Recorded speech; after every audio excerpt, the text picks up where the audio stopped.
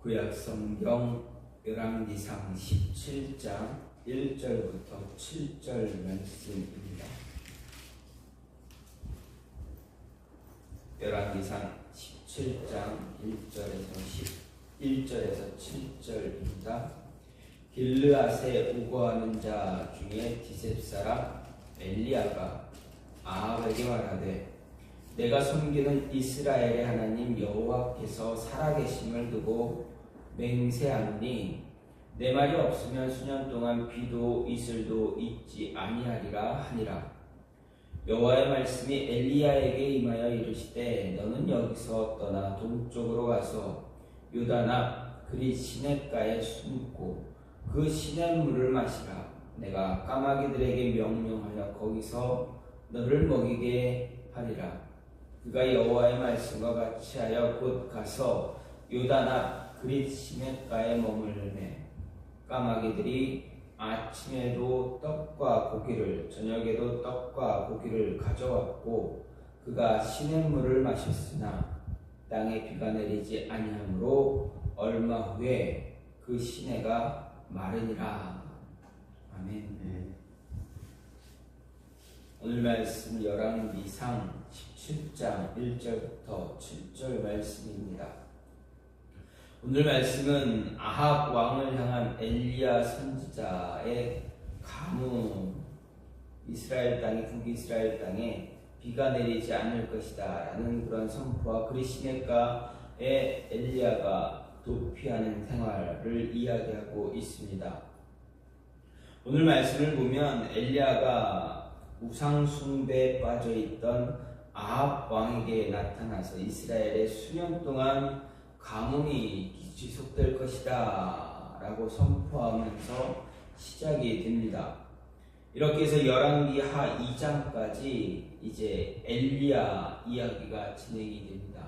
열왕기상 17장부터 열왕기하 2장까지 엘리야 이야기가 시작이 됩니다. 그런데 엘리야 이야기가 무려 8장에 걸쳐서 이어지고 있을 뿐만 아니라 엘리야 선지자도 이스라엘 역사상 가장 탁월한 활동을 한 선지자 중에 하나임에도 불구하고 성경을 보게 되면 엘리야가 어떤 사람인가에 대해서 자세하게 기록되어지지 않고 단지 단 한마디로 길르앗에 우거하는 자 중 디셉 사람이다 라고만 기록하고 있습니다. 이런 사실은 열왕기 기자에게 있어서 그의 주된 관심사는 엘리야가 어떤 사람인지, 엘리야가 어떤 일을 행하는지 엘리야 자체에 대해서 관심을 갖는 것이 아니라 엘리야를 통해서 일하시는 역사하시는 하나님을 바라보라라는 그런 모습으로 기록을 한 것입니다. 엘리야라는 사람을 보지 말고 그를 통해서 일하는 하나님을 바라보라라는 것입니다.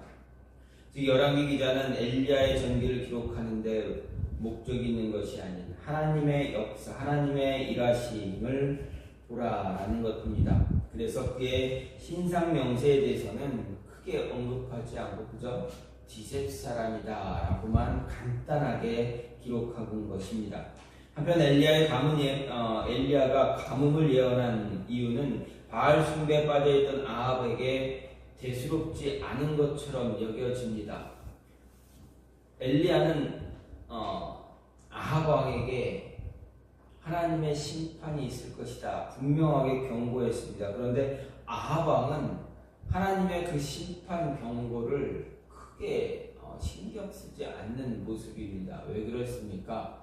아합은 하나님이 아닌 바알을 숭배하고 있었기 때문입니다.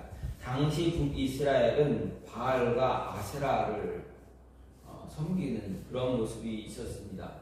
그런데 바알을 섬겼던 아합 왕이 엘리야가 이야기하는 하나님의 경고에 귀를 기울이지 않은 것은 비가 오고 비가 오지 않는 것은 전적으로 하나님께 속한 것이 아니라 바알에게 속해 있다라고 믿었기 때문입니다.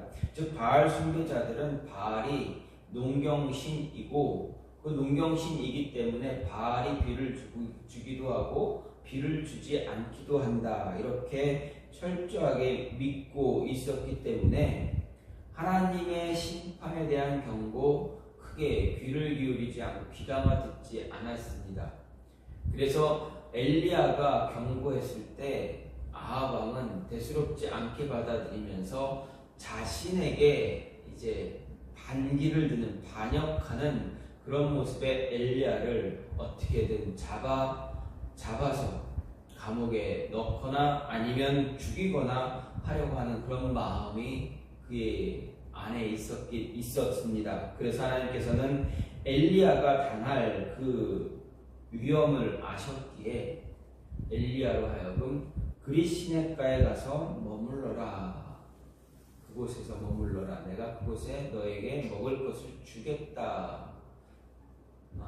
말씀하십니다. 근데 그 먹을 것을 어떻게 주시겠느냐?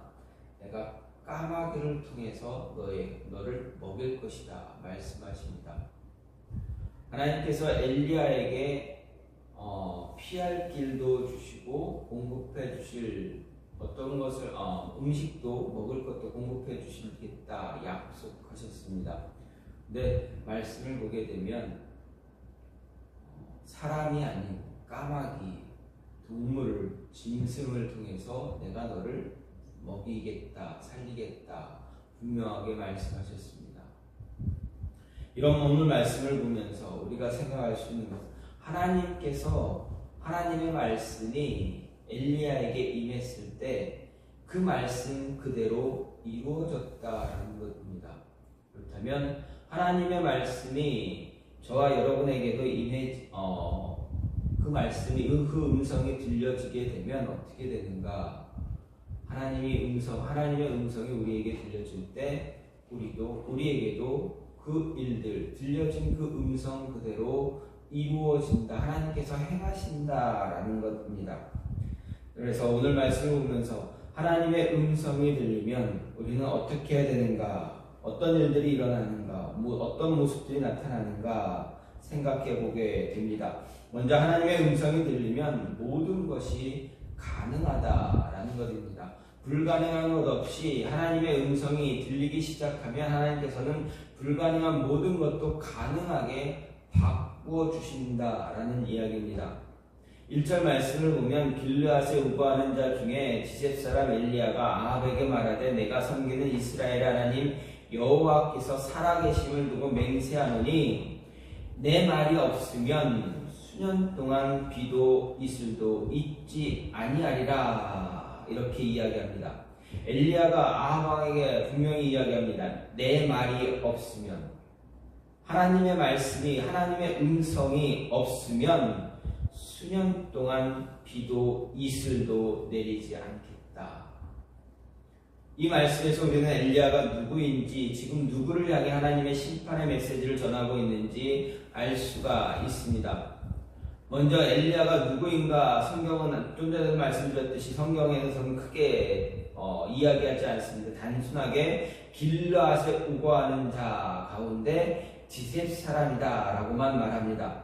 성경에서 누군가 처음 등장할 때 일반적으로 처음 등장하는 것을 보게 되면 그 사람을 소개하는 전형적인 표현 방식이 있습니다. 출신지가 어디인, 출신지보다는 그가 누구의 아들인지, 그의 조상이 누구인지, 그의 아비가 누구인지를 먼저 이야기합니다. 그런데 엘리야를 소개할 때는 그의 아비나 조상에 대한 말 단 한마디도 없습니다. 그저 출신지 디셉 사람이다 라고만 이야기합니다. 이런 표현 방식은 엘리야가 그의 아비나 조상에게 특기할 만한 것이 없는, 아무것도 없는 그저 평범한 사람일 것이다 라는 것입니다. 그것을 암시해주고 있습니다. 그렇다면 이렇게 평범한 배경을 가진 엘리야가 지금 하나님의 심판에 관한 메시지를 전하는 대상이 누군가? 아합 왕입니다. 북이스라엘을 좌지우지하고 있는 그런 왕 아합입니다. 즉 엘리야는 지극히 평범한 신분인 사람이었음에도 불구하고 북이스라엘의 최고 권력자 아합에게 나가서 하나님의 경고 메시지를 전했습니다. 일반적으로 사람들은 자기보다 높은 사람이나 훨씬 월등한 사람 앞에 서야 될 경우 조금 자신도 모르게 위축되기도 하고 두려움에 떨 때가 참 많습니다. 그런데 엘리야를 보게 되면 북이스라엘을 이끌어가고 있는 최고의 권력자 앞에서 조금도 망설임이 없었다라는 것을 볼 수가 있습니다. 두려움도 없이 하나님의 심판에 관한 메시지를 당당하게 전합니다. 그토록 평범하고 보잘것없는 사람이 절대 권력자 앞에서 조금도 움츠러들지 않았습니다. 그 이유가 무엇이냐? 하나님의 음성이 있었기 때문이다. 하나님의 말씀이 들렸기 때문이다라는 것입니다. 그래서 엘리야는 아합 왕에게 나가 내가 섬기는 이스라엘 하나님 여호와께서 살아계심을 두고 맹세한다 말합니다. 그렇습니다. 엘리야는 바로 하나님을 섬기고 있었고 누가 뭐라 해도 이스라엘을 다스리는 살아계신 하나님이 자신을 보호하시고 자신에게 말씀을 주심으로 인해서 그 메시지를 전하고 있습니다. 말씀이 임했기에 당당하게 전하고 있는 것입니다. 그뿐만이 아닙니다. 하나님의 음성이 있었기에 엘리야는 그 음성을 확신하고 자신에게 들린 그 음성을 따라 앞으로 수년 동안 비도 이슬도 내리지 않을 것이다 라고 믿었습니다. 왜냐하면 하나님의 음성이 있으면 반드시 그 음성대로 모든 일이 진행되어지기 때문에 그렇습니다. 한 예로 하나님은 모세를 택하셨습니다. 그리고 모세에게 말씀하셨습니다. 애굽으로 가라. 애굽으로 가서 애굽왕 바로에게 내 이야기, 심판에 관한 경고를 전하라 이야기하셨습니다. 하나님이 모세에게 들려진 그 음성은 모세가 바로왕에게 전했습니다. 여러분 어땠습니까? 하나님의 음성을 듣고 그 음성을 전한 모세를 통해서 하나님이 그 음성대로 말씀하신 대로 바로 왕 앞에서 그 일들을 행하셨습니까? 아니면 그 일들이 행해지지 않았습니까? 하나님께서는 모세를 통해서 하신 그 말씀 그대로 모든 것을 다 이루셨다라는 것입니다. 10가지의 재앙을 내리겠다. 그 재앙이 그대로 이루어졌습니다. 그런데 하나님께서는 그 재앙을 내리시면서도 모세에게 말씀하셨습니다. 애굽왕 바로는 너의 말을 듣지 않을 것이다. 그런데 정말 듣지 않았습니다. 이 9가지의 재앙이 내리면서 일반적인 사람, 여러분 우리는 흔히 이렇게 생각할 수 있습니다. 하나, 둘, 셋, 이거는 우연일 수도 있다라고 생각합니다. 그런데 이게 4번째, 5번째, 6번째, 9번째까지 그 일들이 그대로 진행되어지고 있다면 분명 무언가 두려운 존재가 있다라는 것을 알게 됩니다. 그러면 어떻게 됩니까? 그 말씀이 임할 때 말씀을 따라갈 수밖에, 말씀에 무릎 꿇을 수밖에 없습니다. 여러분의 인생에 하나님께서 경고하시면, 만약에 하나님의 말씀을 통해서 경고하고 있다면 그 경고의 말씀 조금 처음은 설마 하면서 무시할 수도 있습니다. 그런데 그 말씀대로 무언가 계속 일들이 일어나고 이루어지고 있다면 여러분 두려워지겠습니까? 여러분의 마음에 두려움이 가득하겠습니까? 아니면 이 정도쯤이야 하면서 넘어가겠습니까? 아마 저는 두려움에 떨게 될 것 같습니다. 두려워할 것 같습니다. 여러분도 아마 그렇게 될 거라 생각합니다. 하나님의 음성이 들려졌는데 계속 어떤 그 음성대로 일들이 계속 진행되어지면 두려움에 떨 수밖에 없게 될 것입니다. 그런데 애굽왕 바로는 그 음성에, 그리고 실제적으로 일어나는, 그리고 눈앞에 너무 처절하게 일어나는 그런 모습을 보고도 하나님의 음성 믿지 않았습니다. 끝내 10가지 재앙 다 경험하고 나서 그때서야 무릎을 꿇는 그런 모습을 가졌습니다. 그뿐만이 아닙니다. 이스라엘이 출애굽한 뒤에 가나안 땅에 들어가기 전, 이스라엘 백성들이 출애굽한 이후에 사면초가 앞뒤 양문이 다 막혔던 그 순간 하나님 홍해 앞에 놓여졌던 그 순간도 하나님은 말씀하셨습니다. 그 말씀하신 그대로 홍해를 가르셨고 이스라엘 백성들은 거기서 건넜고 애굽 왕 바로와 그의 군대는 홍해 바다에서 몰살 당했습니다. 또 가나안 땅에 들어가 그 땅을 점령할 때 하나님은 말씀하신 그대로 다 점령하게 해주셨습니다. 여리고 성을 점령할 때도 어떻게 됩니까? 사람의 능력, 사람의 힘으로 하신 것이 아니라 내가 이렇게 해주겠다, 이렇게 될 것이다 했을 때 그대로 되었습니다. 하나님의 말씀이 임했을 때 그 말씀 그대로 다 이루어졌다라는 것입니다. 하나님이 일하시면 불가능한 일 전혀 없게 됩니다. 모든 일을 가능하게 하시는 분이 바로 우리가 믿고 있는 따르는 하나님이시기 때문에 그렇습니다. 복음서를 보더라도 우리는 알 수가 있습니다. 예수님께서 말씀하시면 하나님의 아들 예수 그리스도께서 말씀하시면 그 말씀 그대로 이루어진 것을 알고 있습니다. 보았습니다. 중풍병자가 일어나고 눈먼 자가 눈을 뜨고 문둥병자가 고침받고 혈루증을 앓았던 여인이 병고침을 받았습니다. 그리고 죽은 자가 살아났습니다. 하나님의 말씀이 침묵할 때 아무 일도 일어나지 않았지만 음성이 들려지는 그때는 항상 들려진 그 음성대로 모든 일이 이루어졌다라는 것입니다. 불가능한 것 하나 없이 모든 것이 가능했다라는 것입니다. 여러분의 삶 속에서 매일매일 살아가시면서 기도하시는 기도의 제목을 통해서 하나님의 음성 듣기를 원하십니까? 분명 하나님의 음성이 들려질 것입니다. 그러면 믿고 나아갈 수 있는 모습이 있기를 간절히 소망합니다. 왜 그렇습니까? 하나님이 음성을 주시면 말씀하시면 그 말씀 완전히 이루실 것이기 때문에 그렇습니다. 또 하나님의 음성이 들려주면 어떻게 됩니까? 저와 여러분은 움직여야 한다라는 것입니다. 행동해야 한다는 것입니다. 엘리야는 하나님의 음성을 듣고 행동했습니다.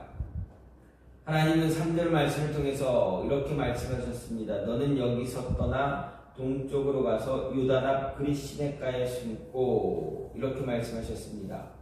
그리고 5절 말씀에서는 그가 여호와의 말씀과 같이 하여 가서 곧 요단 앞 그릿시내가에 머물렀다 말합니다. 3절과 5절 말씀 보면 엘리야는 하나님이 말씀하시자 행동했다, 움직였다라고 이야기하고 있습니다. 특히 5절 말씀 그가 여호와의 말씀과 같이 하여 곧 가서 요단 앞 그릿시내가에 머물렀다라고 하는 이 말씀을 원문에 따라서 다시 해석해 보면 이렇게 해석할 수가 있습니다. 그래서 그는 여호와의 말씀과 같이 가서 행하였고 그리고 그는 가서 머물렀다 이렇게 해석할 수가 있습니다. 우리 한글 성경을 보게 되면 가서라는 말이 한 번 나오지만 원문을 보면 2번이나 반복해서 표현해 주고 있습니다. 다시 말해서 엘리야는 어디로 가야 할지 어디에 머물러야 할지 알지 못했지만 하나님 말씀에 근거를 두고 결정했다라는 것을 알 수가 있습니다. 여기서 우리는 엘리야의 행동이 철저하게 하나님 말씀에 근거해서 결정되었다라는 것을 알 수가 있습니다. 이 같은 엘리야의 태도는 우리들이 어떻게 행해야 되는지 어디에 머물러야 하는지 그 행동 반경을 정하는데 그 기준을 어디에 두어야 하는지 잘 알려주고 있습니다. 그렇습니다. 하나님의 사람이라면 하나님의 말씀을 그 모든 행사의 기준으로 삼아야 합니다. 그래서 말씀에 비추어 말씀이 가라는 곳에 가고 말씀이 가지 말라는 곳에 가지 않고 머물라 하면 머물고 떠나라 하면 떠날 수 있는 것이 우리의 바른 삶의 행동이 되어져야 한다라는 것입니다.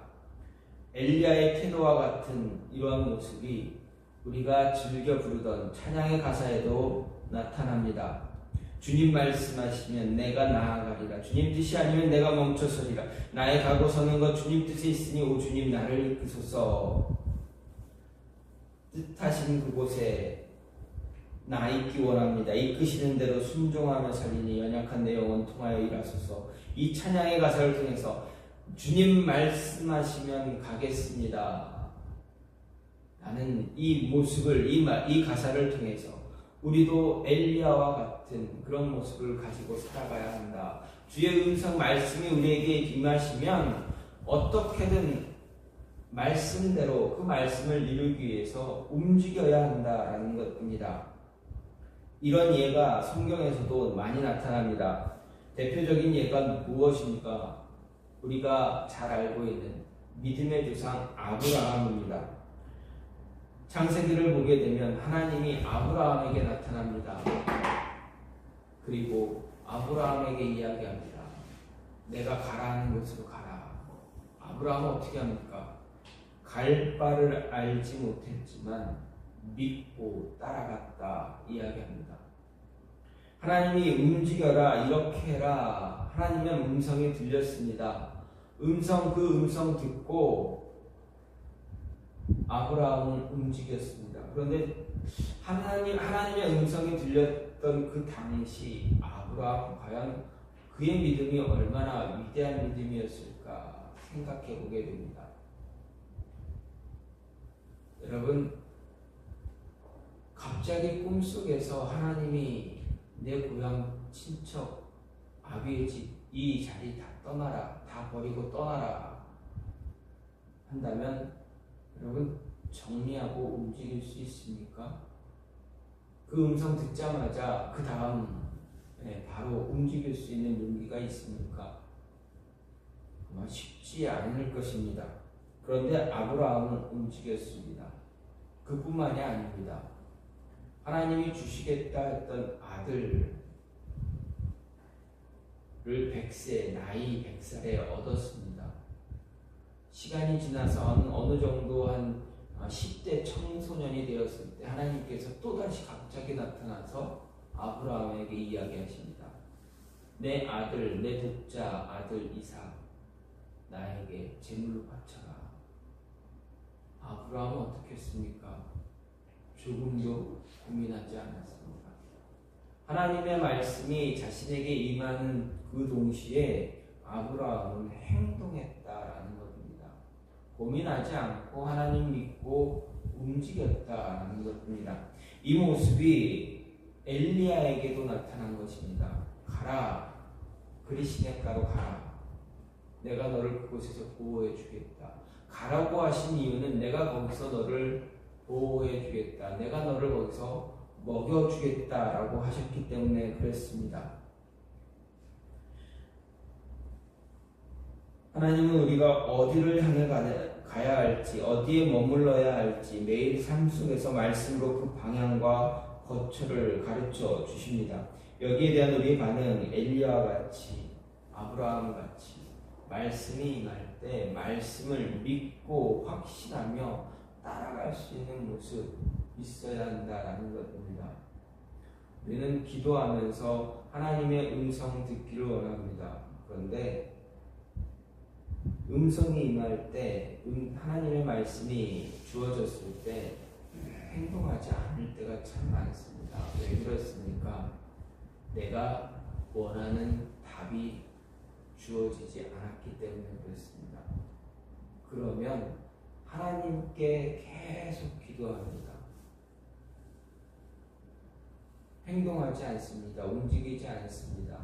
말씀하신 대로 어떻게 해야 될지 움직이지 않고 어떤 계획을 세우고 어떻게 살아갈지 준비하지 않습니다. 내가 원하는 답을 얻지 못했기 때문에 그렇습니다. 그런데 성경은 엘리야는 아브라함은 우리에게 분명하게 이야기해 줍니다. 하나님의 말씀이 들리면, 하나님의 말씀이 임하면 그 임한 말씀 이루기 위해서 움직여야 한다 이야기합니다. 마지막으로 하나님의 음성이 들리면 어떻게 됩니까? 하나님이 채우실 것, 이루실 것을 기대해야 한다, 기대하라 이야기합니다. 4절 말씀을 보면 그 시냇물을 마시라, 내가 까마귀들에게 명령하여 거기서 너를 먹이게 하리라 말씀하셨습니다. 또 6절 말씀을 보면 까마귀들이 아침에도 떡과 고기를, 저녁에도 떡과 고기를 가져왔고 그가 시냇물을 마셨다라고 말하고 있습니다.